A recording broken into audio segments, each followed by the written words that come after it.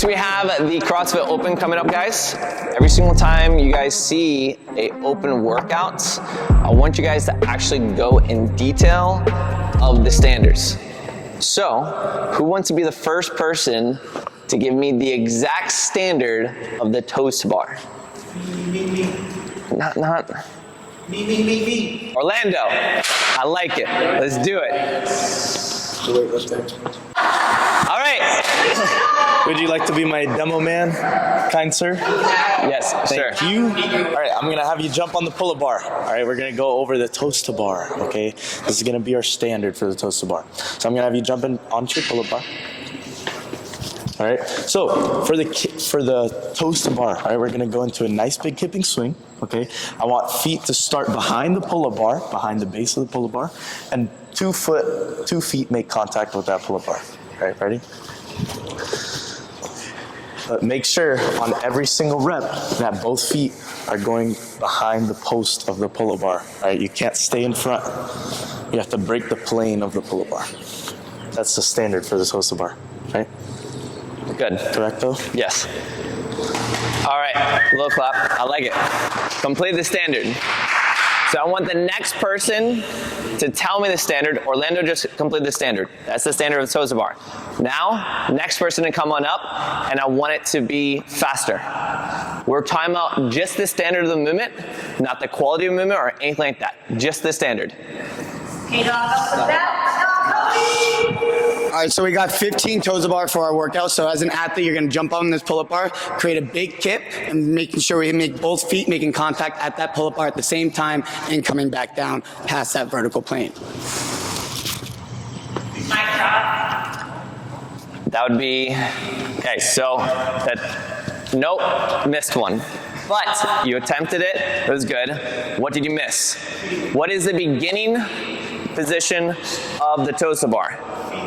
Heels must pass, just the heels, pass the vertical plane.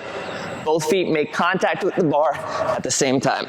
So always start bottom to top. So if one feet touched the bar and the other one did it at the same time, is that? If they perform heels past the vertical plane and they perform a little flip-flop, that is a no rep. Correct me if I'm wrong, importance or order of points of performance is important. Order of points of performance. So starting with what your first point of performance is, which is bringing your feet behind the standard, and then second is both feet make contact with the pull-up bar at the same time. Yes? So if we're talking about points of performance, then we're gonna focus on arch to a hollow, right? And keeping the best pike position. But we're talking about just completing the standard and moving for speed, then the movement might change, right? Because you know more efficient ways to be able to perform a toes to bar faster. So since we're talking about the standard, let's move away from a more optimal position of a toes to bar, feet together and touching, right? To wanting to move faster, Kyle, if we're going for 50 toes to bar for time, I'm going to make a huge assumption that Kyle is going to just flick his feet, his heels behind the vertical plane, and he's gonna tuck in and touch the bars as fast as he can, right? So go. And relax. So when we think about the difference, if I'm moving a workout, we want to think about position and quality of the movement, and also for longevity. Then switching to going over the standard, and also now teaching a competition athlete of how to change the movement so you can move faster for the best time possible. Did that answer your question? Right, so points of performance, if we're talking about points of performance, toes to bar, feet together, going from an arch and then closing down and keeping your feet glued together, okay? Not coming in a broken position when I come to the back, just to be able to get it done. Answer it? Yep. Yes? Okay, deadlift. So Orlando, Cody are done. Deadlift. I got it. You already got the microphone, see? Perfect. Actually, no, I'll do it. Tell me. All right, guys, so here we have 10 deadlifts. Athlete starts by grabbing onto the barbell, simply standing and fully extending through the knees and hips. Shoulders behind the bar. There you go. Done. Sweet. Like it. Knees, hips. Simply standards. Didn't go over anything. No, exactly.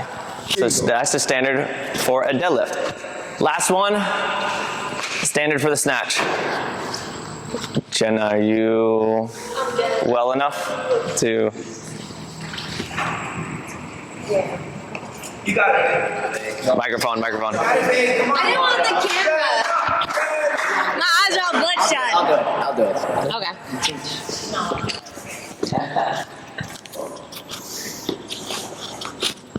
Okay. All right. Athlete's gonna grab the barbell and move in an upward motion until barbell is completely overhead. Knees, hips, shoulders, all the way locked out. That's good mobility, sir. That is good mobility. No rep. No, you don't have to. Right? That's a snatch. Good. What? Jenna almost nailed it. So one thing that she missed. Grip. No. She hit everything. Phew. So what did she miss? Wait, before you raise your hand. She just missed reviewing the snatch grip position. No.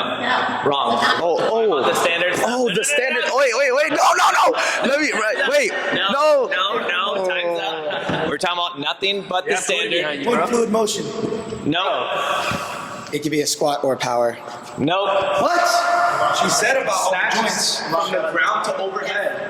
Of what? Down at the top of your knees and hips. And elbows. Get closer to the And mouth. say the overhead lockout. And what joint are we talking about?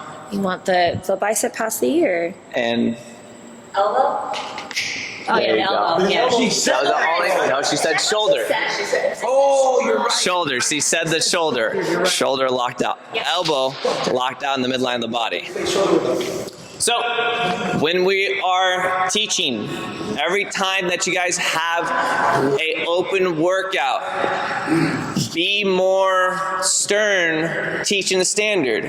This is the perfect time that we can get the class engaged and try to get them to be able to tell you what the standard is. That would be fantastic. If they don't, right, if everyone's quiet, then of course, then you educate them on what the standard of a box jump, snatch, toes to bar, squat, okay, all those things, because then when we get into the open this year, everyone's going to be a whole lot more familiar with movement, and that allows us to create a better workout environment when everyone's there and everyone is held to a standard. And that's what we always strive for, is when we have a community event, everyone can come, sign up, pay their $20, come and work out, and I actually get a workout against Anthony, and I know Anthony and I are doing the exact same race because we have to complete all the movements prescribed. And if we don't, then we get no reps, and then it's a better race and more fun environment.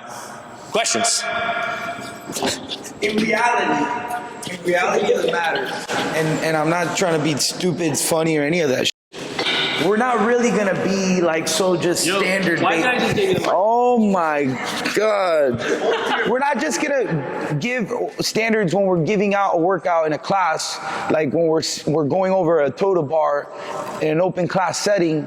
We're gonna talk about standards, but in the mix, to be most efficient, we're gonna talk about the efficient way to do it, not say, hey, look, just get your feet up there, you know? We're gonna talk about, create a hollow Superman position. And I know it goes back to what you're saying, which is being able to be a judge or whatever and hit all standards and stuff like that. But in reality, like in a class setting environment, we're gonna talk about standards, but in that same conversation, or as we're giving that same explanation, we're gonna also give efficient tips. I agree what you're saying, but points of performance, what's the difference between the points of performance, instructing points of performance, and instructing standards? We go back. Standards is what you want to see to get the rep completed. Points of performance is what you want to see for the movement to be done correctly and efficiently. Right? So Right. those are different. So you can explain all that in one go if you want. You can combine them both. But you got to make sure to get the completed rep, getting the standard, lock out the elbow, right? So in Jenna's case, right? So don't get those confused. All right, and especially don't skip one step because you're trying to give them tips and tricks on the points of performance on doing these movements at a competition type of pace, right?